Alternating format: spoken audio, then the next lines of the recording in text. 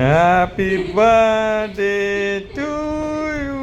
వా వీడియో చూడంగానే వా గ్రేట్ సూపర్ తోపు తురుమని అనుకొని ఉంటారు మా హస్బెండ్ గురించి. సో అన్నీ నిజమే, but he made A mistake. So ఆ మిస్టేక్ ఏంటంటే నా బర్త్డే మర్చిపోయాడు. సో మర్చిపోయినప్పుడు మీరు ఏం చేయాలో కామెంట్ చేయండి.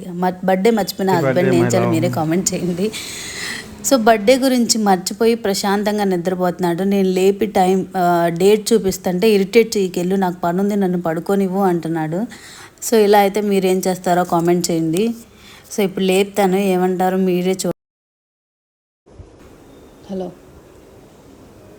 హలో ఎంత కేర్లెస్గా నిద్రపోతున్నాడు అసలు, కొంచెం కూడా గుర్తు లేకుండా. ఇరిటేషన్ ఫేస్ చూడండి, ఇరిటేట్ చేయొద్దు అని.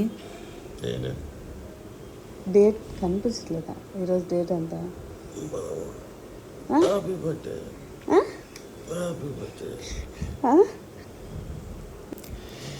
సో మ్యాటర్ ఏంటంటే ఎప్పుడూ మర్చిపోలేదు, ఈ ఇయరే మర్చిపోయాడు. సో తనకున్న కొంచెం టెన్షన్ వల్ల, వర్క్ టెన్షన్ వల్ల. సో చెప్పగానే గుర్తు చేయగానే మూవీ బుక్ చేశాడనమాట. మూవీకి వెళ్ళాము. మధ్యలో ఉండగానే కాల్ వచ్చింది వెంకీకి, కొంచెం అర్జెంటుగా రమ్మని చెప్పి.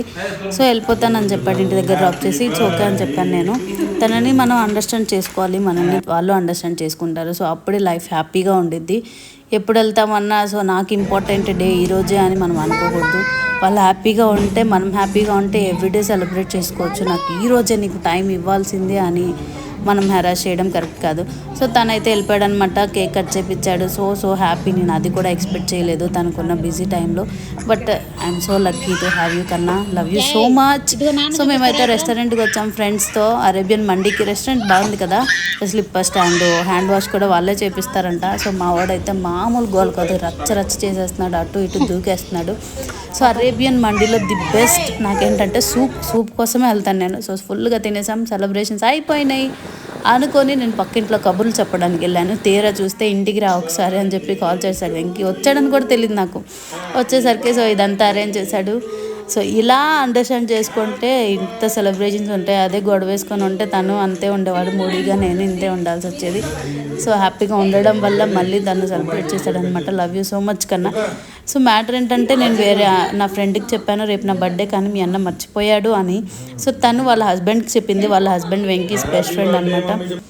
సో అన్న నేను నా ఫ్రెండ్ని కాపాడేయాలి అని చెప్పేసి కాల్ చేస్తున్నాడంట. సో వెంకీ ఫుల్ డీప్ స్లీప్లో ఉండడం వల్ల లిఫ్ట్ చేయలేదు. కానీ మేమేం చేస్తాం, మేమేం రాకాసులం కాదు మీరు అనుకున్నట్టు.